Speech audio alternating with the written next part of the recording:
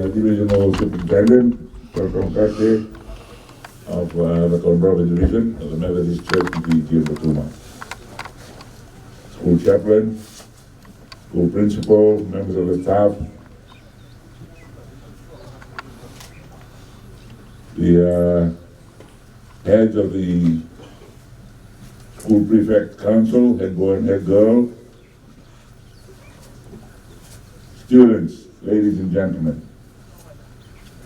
Thank you very much for your warm welcome this morning.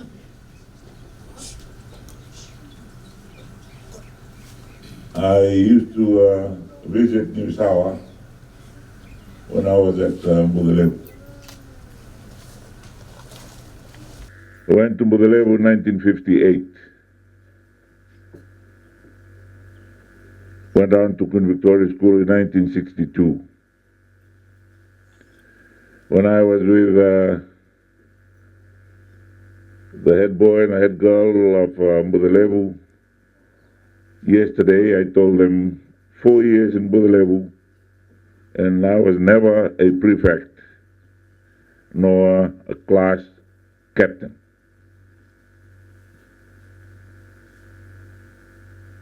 I was a house captain in my first year as a prefect at school in Queen Victoria School, and then head boy the following year. Then straight into the army to be an officer.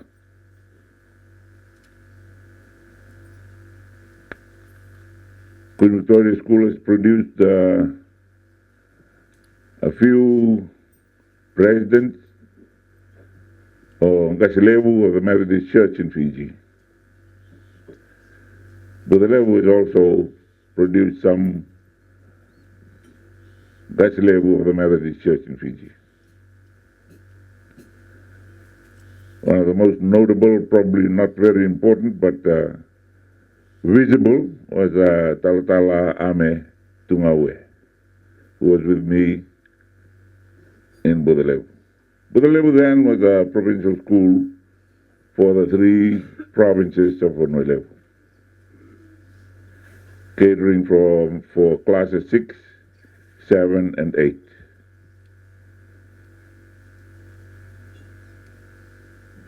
Nobody, or very few, would repeat a class in those days.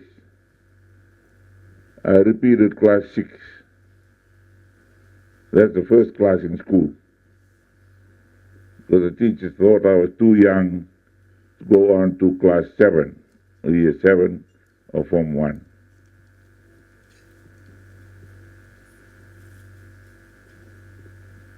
Budalevu was a good school.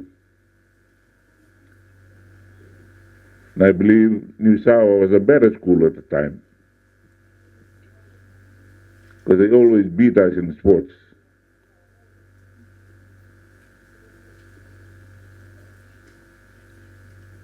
But the spirit to compete was instilled into all of us at a very young age.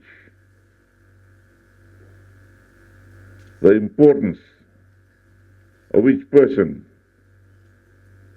was driven into our character. The teachers and the staff taught us more than they did in the classrooms.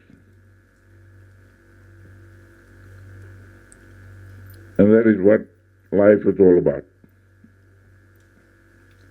The development of your character.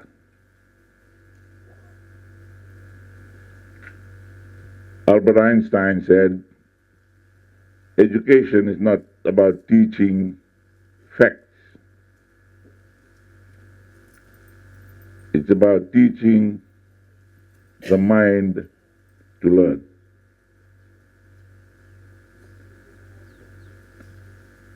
Exercising your mind to learn. I've just come back from the Our Oceans Conference held in Panama 2 weeks ago, where world leaders congregated together to talk about climate change and the effect of human-caused environmental degradation on the environment we live in. We wonder what happened. We all read our Bibles. We'll know that in Genesis, God said at the end of creation, everything is very good, excellent, perfect. And a few chapters later, we heard God Himself curse man and the earth he stood on. When we look at climate change that we talk about so glibly now, and wonder what happened to that perfect creation of God, we focus back on those few verses that speak of God, of man's disobedience to God's command, which caused the whole chain of events that have led to the current situation where we are worried about rising sea levels, erosion of our coastal areas, inundation of the areas where we used to play in our villages, driving us to draw sea walls to try and stop the sea level rising into the village.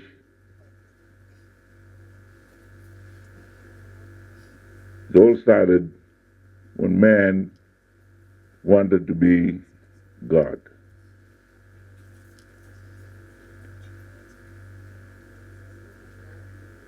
But we are now called to all contribute towards our national and together the international effort to slow down the degradation of the earth.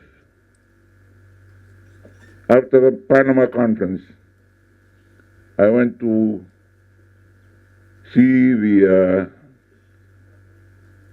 NASA establishment in California, where they do space research and they construct rockets and satellites to put out into space. And we saw young men and women sitting by their computers, sending out messages to the satellites that are out there, even beyond the solar system. So they're behind sunlight. They've gone beyond the distance of sunlight. They're sending out signals to them. And I said, when will you get a response from that? He said, in about 20 years' time. That's how long it takes for their message to get out to the satellite that's out there and for it to respond.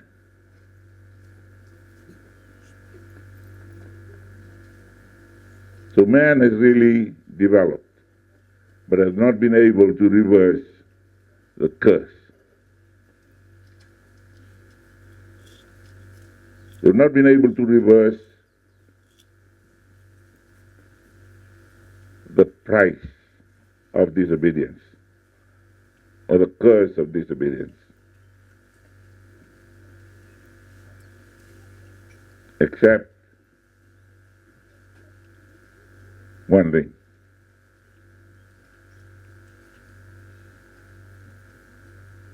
And that is making useful for yourself the love of God. You're going to be here only about 70 years. If you're lucky, you get beyond 70. I'm 74, I'll be 75 very soon.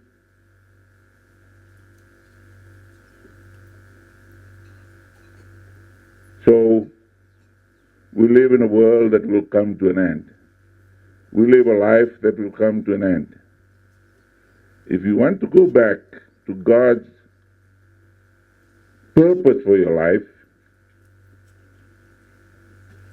And He created you to be like that in His own image and in His own likeness. The only hope is Jesus. And I thank you for choosing this school. And I thank the Methodist Church that established the school, as we are told this morning, in 1900.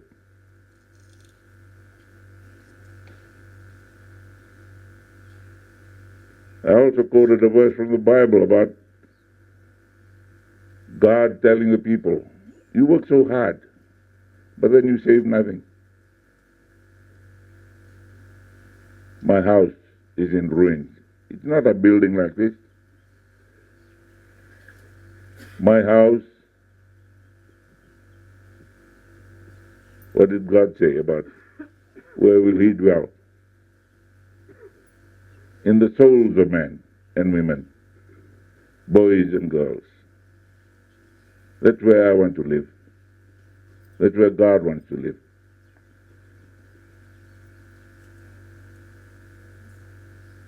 But then the Bible also tells us, if you want to achieve those noble objectives and also God's purpose for your life, then seek first the kingdom of God.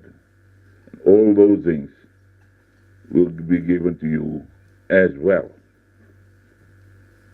Okay? So as you come to this school, you spend how many years here, and you go out. Remember that one single verse, the most important, I believe. Seek ye first the kingdom of God and His righteousness. Seek ye first the kingdom of God and His righteousness. God will grant you all the others. And that's where I've been talking about how I got elected to be Prime Minister.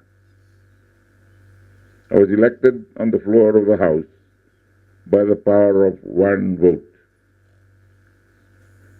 Our coalition scored 28 votes against 27. The power of one vote made me Prime Minister.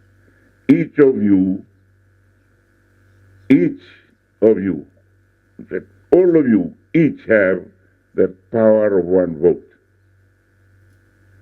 You decide on your future, nobody else. You decide whether you're going to be successful or unsuccessful. You decide whether you're going to be a great man or end up in prison. One vote, your vote, determines your whole destiny in life. Remember that. So when it comes to a situation where you have to make up your mind, well, should I go to school or not? Only you have that vote. Or when you see something, a fruit perhaps not in your garden, shall I pick this or not? Only you have the power of that one vote. You vote yes, you pick up a flower or the fruit and you're stealing, or you vote no and you save yourself from thieving. That is the power of one vote. We all have that power of one vote. Exercise it wisely and life will be a great story of success.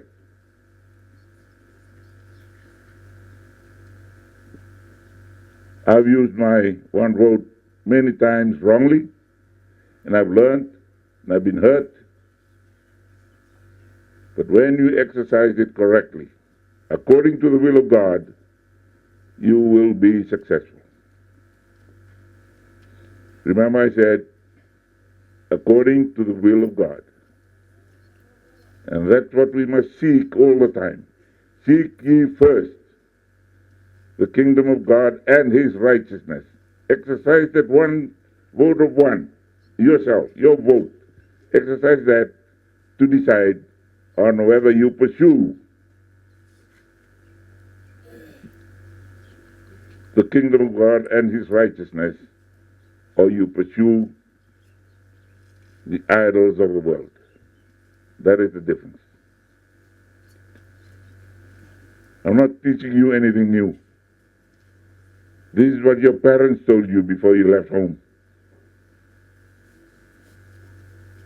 This is what the teachers are trying to tell you. Do not forget what they tell you at this young age. When I was in NASA, you're looking at climate change and all these things. And then I remembered the lessons in biology classes in Form 3 when you're talking about osmosis, talking about photosynthesis, you're talking about all those things, and you remember the books that you read. I remember Form 5 when my school teacher who taught us that geography, in his geography lesson, told us about the man's environment. He said, what has that got to do with geography? We were trying to find out how many sheep do the farmers have in the plains of Canterbury in New Zealand. And you know, they asked us those in schools. How many sheep does New Zealand produce in 1 year? What has that got to do with Fiji? Well, that was education then. So it's not about teaching facts, it's about exercising your mind to learn. And you live with that for the rest of your life. You suddenly find, when you're Prime Minister, you're looking back and people are telling you about desalination plants to create fresh water or drinking water from the sea. And they're talking to you about reverse osmosis to create water, drinking water. Boy, and I learned that when I was 13 years old. I never used it until now. I'm listening to it again. You're talking about climate change, and you talk about man's obedience and the power of one vote. I wish you all the best. And achieving that best depends on one vote. Whether you decide to work hard or just go and play. Remember the power you have. You have the power of one vote, which can determine the rest of your life. God bless you all.